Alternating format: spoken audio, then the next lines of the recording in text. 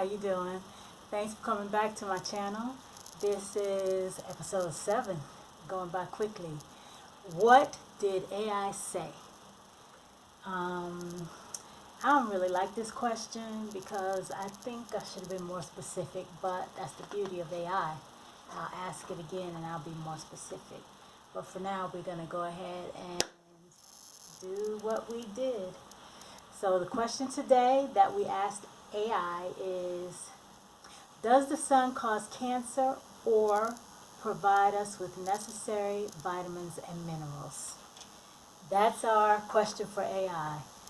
Okay, first we're going to start with Chatgpt and let's see what it said. Okay, number 1. The sun does both. It can benefit your health and also pose risks depending on your exposures. 1. Benefits. Vitamin D production.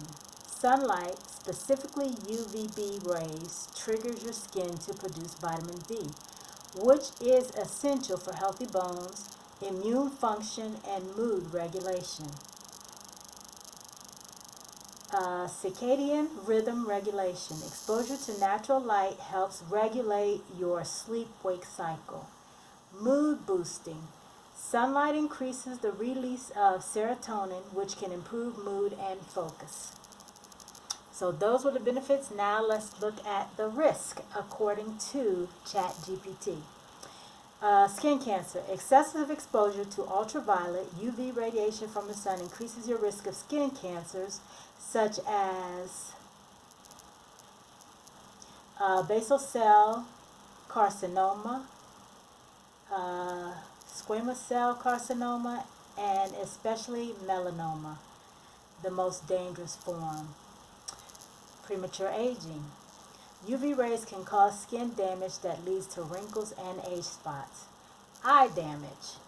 Prolonged UV exposure can contribute to cataracts and other eye conditions. Next section, balance is key. Short, moderate exposure. They have an average of 10 to 30 minutes a few times a week, depending on skin type and location, is usually enough for vitamin D synthesis. Use sunscreen or protective clothing for longer exposure to reduce cancer risk.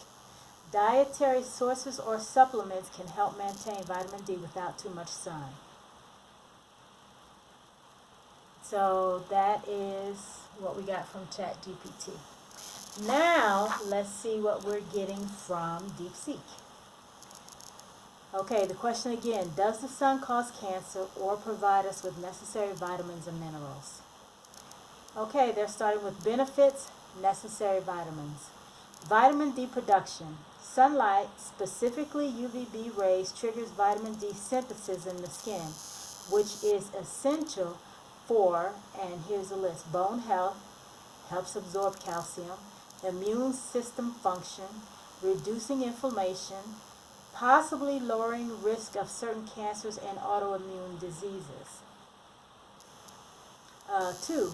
Mood and sleep regulation. Sunlight helps regulate serotonin, a mood-boosting hormone, and melatonin, which controls sleep cycles. Now they're going into the risks, cancer and skin damage. 1. Skin cancer. Overexposure to ultraviolet UV radiation, UVA, and UVB damages skin cell DNA, leading to melanoma, the most dangerous skin cancer, basal cell carcinoma, and squamous cell carcinoma. More common but less deadly. I don't know if I pronounced that correctly. Okay, number 2, premature aging. UVA rays break down collagen, causing wrinkles, sunspots, and leathery skin. Okay, 3, eye damage. UV rays increase the risk of cataracts and other eye conditions. How to balance sun exposure. Get 10 to 30 minutes of midday sun without sunscreen a few times per week for vitamin D. Darker skin may need more time. Use sunscreen SPF 30 plus if staying out longer, especially between 10 a.m. and 4 p.m. Wear protective clothing, hats, and sunglasses to reduce UV damage. Conclusion: the sun is both vital for vitamin D and well-being and dangerous in excess. Moderate, sensible exposure is key to maximizing benefits while minimizing risks. Okay, so you've heard that, and the next question is, how does that affect my everyday life? I am a believer that not all people are the same, not all ethnicities are the same, not all DNA is the same. That's why I definitely have a problem when anything is mandated to everybody, because everybody doesn't react to it the same. And to think that they do is crazy. I mean, it's like you have friends that can't eat peanuts. If they eat a peanut, they go into shock and they have to have an EpiPen to keep them from having to go to the emergency room. So I mean, and people who are allergic to cats, or people who are allergic to dogs, or people who are allergic to fragrance, or people who are allergic to certain foods. Everyone's body is not the same. So you cannot mandate something for everybody without knowing who can have it and who can't. And I think that that is where we definitely have some issues and some improvements that we can make.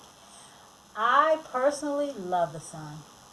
I'm a runner, so I'm always out in the sun. Sometimes I wear sunscreen and sometimes I don't. I don't have any problems with cancer to my knowledge. I don't have any spots or anything like that. I don't have any spots really anywhere. But I also eat well.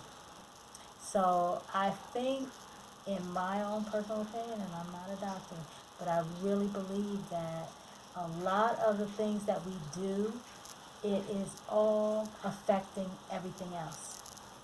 Like, for example, if you don't sleep well, then you are grouchy. But then there are other people who don't have to get a lot of sleep and they're fine.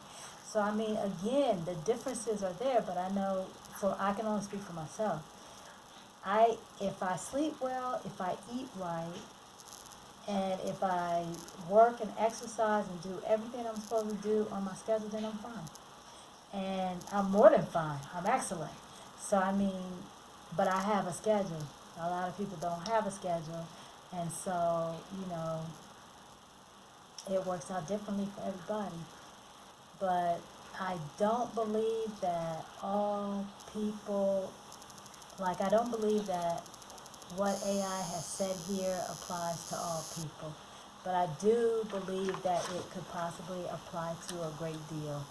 So, I mean, again, you have to know your body, you have to know what your body needs, and you have to figure it out and do what's best for you. So, what is my